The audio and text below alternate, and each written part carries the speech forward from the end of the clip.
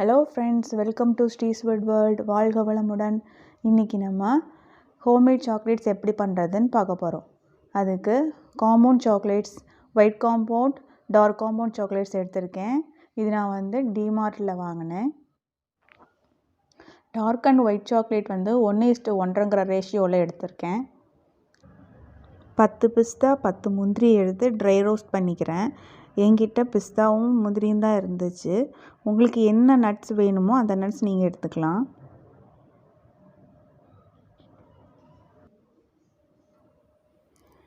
இப்போது ஒரு பவுலில் தண்ணி வச்சு அது கொதிச்சதுக்கப்புறம் ஒரு பீங்கான் பவுல் எடுத்து மேலே வச்சுட்டு அதில் அந்த காம்பவுண்ட் சாக்லேட்ஸை சின்ன சின்னதாக கட் பண்ணி போட போகிறேன்.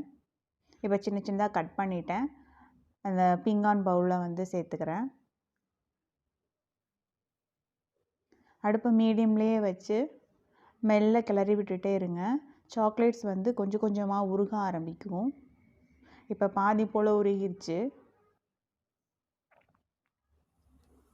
கிட்டத்தட்ட ஒரு 10 மினிட்ஸ் போல் கிளறி விட்டுட்டே இருந்தேன். இப்போ நல்லாவே உருகிருச்சு.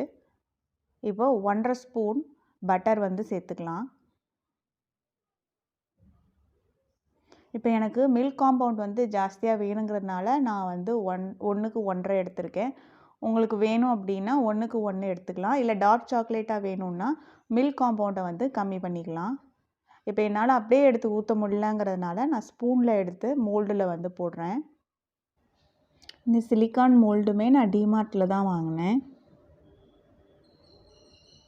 இப்போ கொஞ்சம் கொஞ்சமாக அதில் போட்டு ஃபில் பண்ணிக்கிறேன். இப்போ ஃபில் பண்ணிவிட்டேன். ஒரு 2 தடவை டேப் பண்ணிக்கிறேன். ஏதாவது ஏர் பபிள்ஸ் இருந்துச்சுன்னா வெளியில் வந்துடும்.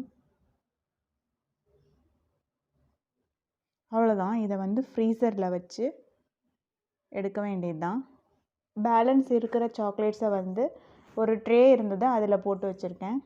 இப்போ 1 hour வச்சு எடுத்துட்டு பார்த்திங்கன்னா நமக்கு சுவையான சாக்லேட்ஸ் ரெடி ஆயிடுச்சு.